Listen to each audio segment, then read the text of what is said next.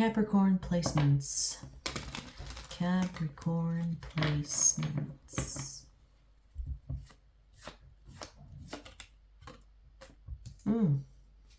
Heartbroken Capricorn. What's that on the card? Journal. You could be journaling your thought, because that pulled my attention and I've never seen it on the card, which is basically the book on the bed, which I didn't pay attention to. And it says journal, you know. You could be trying to make sense of your emotions and putting them on paper, trying to analyze them, trying to understand why you have them. Or maybe you're trying to understand why certain emotions are being persistent in your energy. The thing I see here is that you're trying to make a logical assumption, or maybe come to a logical conclusion when it comes to your emotions. And a lot of people around you don't even know that you're going through this battle, or this internal battle within you. You're trying to see the light at the end of the tunnel here. I see that. You're trying to look at the positive or the pros in a con, if that makes sense.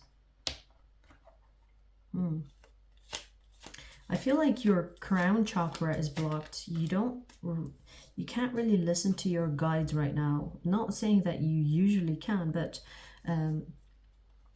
even people that are not very spiritual, they listen to themselves in a way, listen to their gut. And that makes them connected to their higher self, or their crown chakra, because crown chakra is basically you receiving the guidance from the higher power, or your inner wisdom. The inner wisdom is basically your old soul. Okay, so it seems like you're blocked, or maybe blocking it on purpose. Like you don't want to listen to that just now. Or I feel like you're trying to make sense of something that doesn't make sense. And you're using logic to solve that. But it's not a logical situation for it to be solved logically.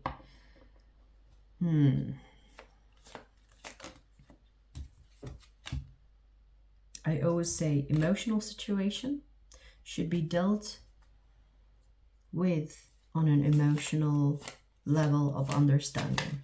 So your thoughts need to quiet down in the presence of an emotion surfacing. Whenever you're trying to understand the emotion, you start to feel the emotion, not think it. If you start to think the emotion, you could easily misinterpret its reason. Okay, so these thoughts that you are attaching to these emotions are like a misrepresentation of the emotion. And so you could be basing your logic on a misunderstood emotion, which is very interesting. But yeah, that's what I see here, which is causing you, what do we have that came up?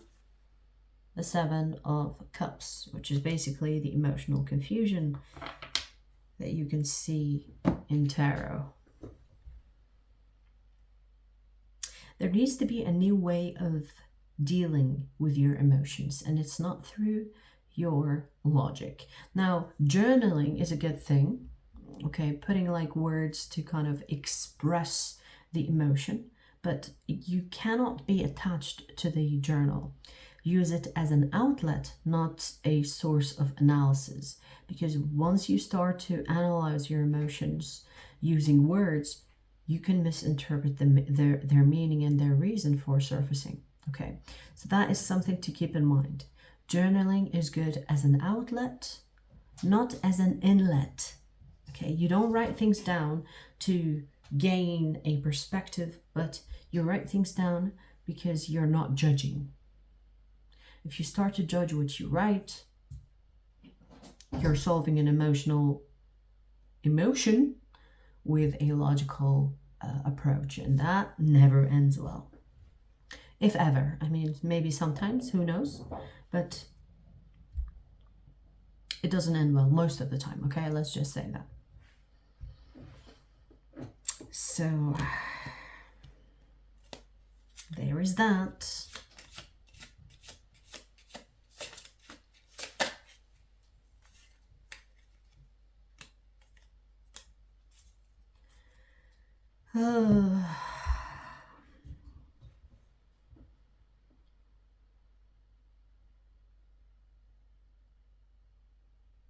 There is someone here that cannot get over you. You have been with this person, maybe not necessarily on an intimate level. This could be even a friendship or someone that you talk to, like dated, but it's early stages. It didn't go that deep. But for some of you, it could have been a person that you've been with on a sexual level or an intimate level or a committed level. But whatever it is, it seems like this person is not over you. They have conversations that you two had replaying in their mind.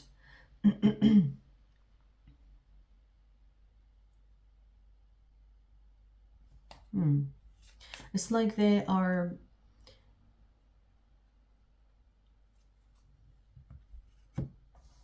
recollecting. It's like they are remembering scenarios or things that was said or done while you talked or in each other's company. That's giving them like a different perspective. For some reason I'm getting that. Like they are finding something they haven't noticed before when they were with you. Does that make sense?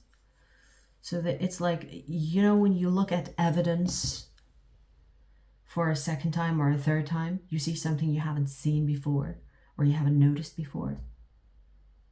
That's what they're finding in replaying those conversations or scenarios with you.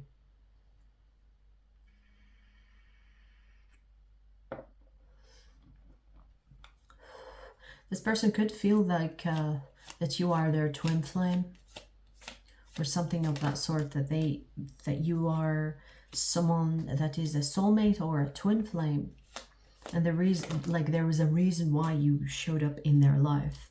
And no matter how many times you grow apart or come closer, it's like they cannot get rid of you because there is this cord between the two of you that they seem to think is the reason why you two are meant to be. Even with the emotional confusion that you both have, by the way, you have that in common.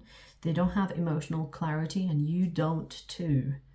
But I see that the intention they have for this connection with you is the 10 of Cups, which is a great indication of genuine feelings and love towards you. So,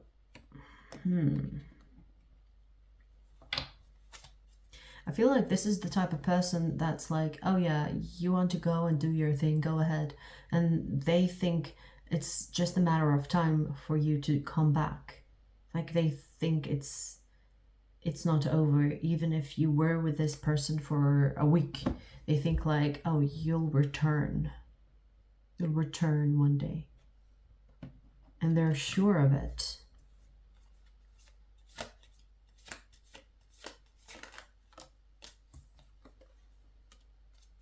Is this a soul contract? No, it's not. That's what they think though.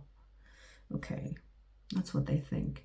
This is the type of person that wants what they cannot have. And you are one of them. And so they created this fantasy about the connection that's, oh yes, no matter where you go, you will always be in my heart. Kind of energy here. Okay, a bit delusional if you ask me. But yeah, this is not a soul connection or soulmate or a twin flame like they think. That's what they think. And the more they think it, the more they believe it. It's like, that's why I said this person could be delusional, because they have this fantasy about you that they've created. And now they're manifesting you back in their life. And it's like, my love, wherever you go, I will always, always love you. Maybe not as cheesy, but you know, you catch the drift. I don't know, this doesn't really look good. Wow. I mean, maybe it does have a chance, but it feels like this is extreme energy. This is like